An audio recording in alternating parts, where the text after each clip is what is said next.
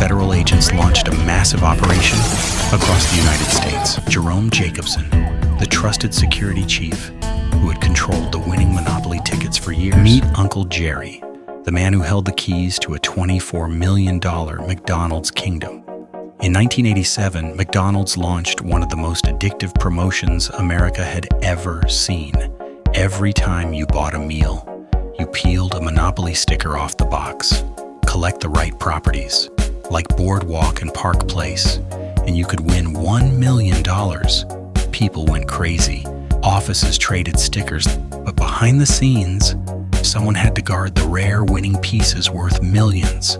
That job belonged to Jerome Jacobson, also known as Uncle Jerry.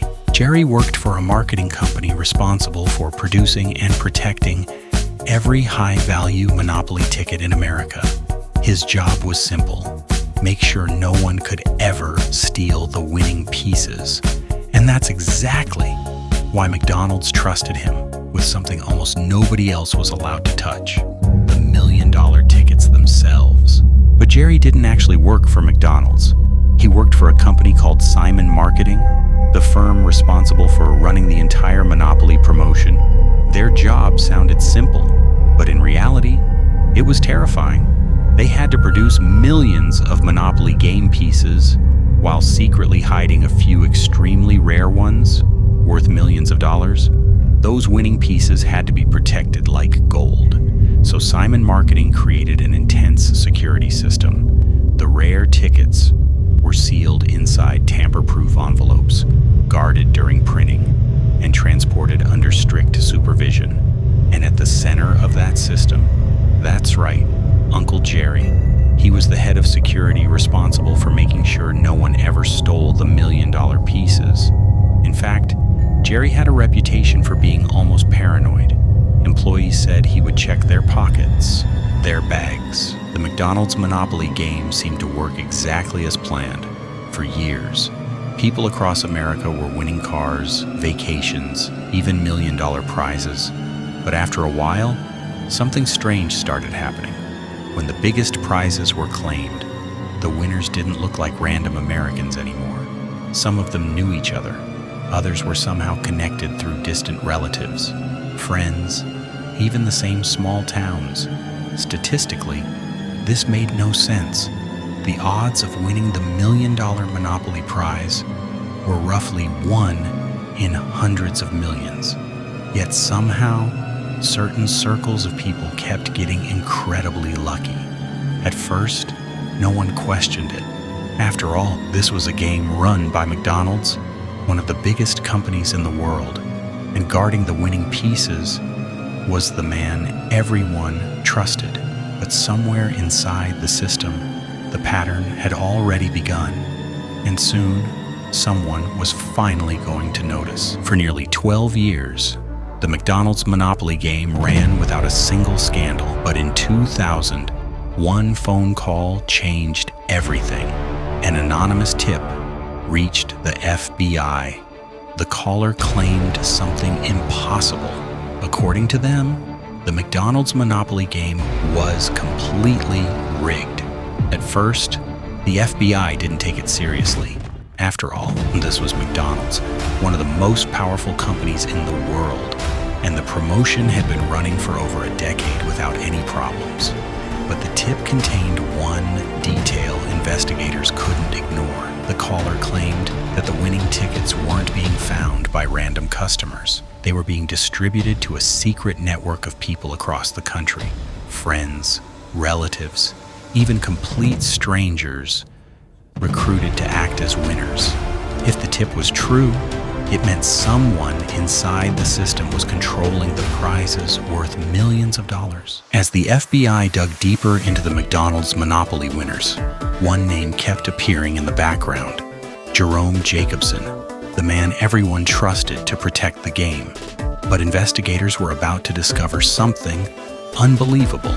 Jerome Jacobson wasn't just guarding the winning Monopoly pieces, he was controlling them.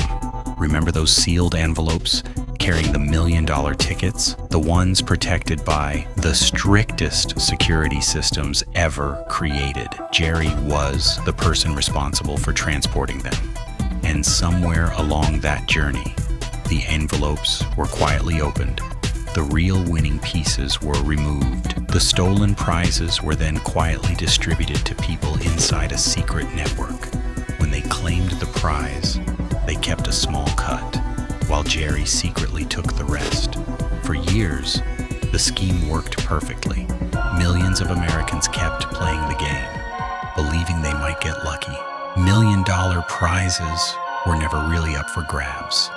They were already spoken for, and the man behind it all was still running security. Once the tip reached the FBI, investigators began taking a closer look, but haven't been able to put their finger on it yet due to lack of evidence. Investigators began studying every single major McDonald's monopoly winner from the past several years. They looked at addresses, phone records, tax filings, anything that could reveal a connection. Slowly, a strange pattern started to emerge. Some had attended the same weddings. Others had worked together years earlier. On their own, the connections looked harmless. But when the FBI mapped them together, they all pointed back to one place: Simon Marketing. While Jerry was enjoying his millions, what he didn't know was that things were about to get really hot for him. Somewhere inside Simon Marketing, the FBI believed someone was controlling the winning tickets. They just didn't know who yet. Without proof, neither McDonald's nor the FBI even knew if a crime had actually taken place. Was it just a wild goose chase an anonymous tipper put them on? So investigators decided to do something risky. Since suspicion wasn't enough, they needed someone from inside the operation to talk. One of the recent Monopoly winners caught the FBI attention. When agents approached him, they didn't accuse him of anything. They simply asked one question: how exactly did you get that winning ticket? The winner quickly realized something was wrong, because the ticket hadn't been found in a McDonald's meal. It had been given to him. Faced with the possibility of fraud charges, the man made a decision. Instead of protecting the people behind the scheme, he agreed to cooperate with the FBI. From that moment on, every phone call, every meeting, and every conversation began to be recorded, and all the recordings pointed back to one name: the man responsible for protecting the winning Monopoly pieces. After months of recordings, the FBI finally had everything they needed. The man himself, Uncle Jerry. In August of 2001, federal agents launched a massive operation across the United States. Middlemen. And at the center of it all, Jerome Jacobson, the trusted security chief who had controlled the winning Monopoly tickets for years. In total, more than 50 people were charged in what prosecutors called one of the most bizarre fraud cases in American corporate history. The McDonald's Monopoly game, played by millions of customers, had secretly been manipulated from the inside. For years, people believed they were playing a game of chance. But the truth was far stranger. The $1,000,000 prizes had never really been up for grabs. They were already in the hands of the man guarding the game. And after the arrests, McDonald's quietly ended the Monopoly promotion.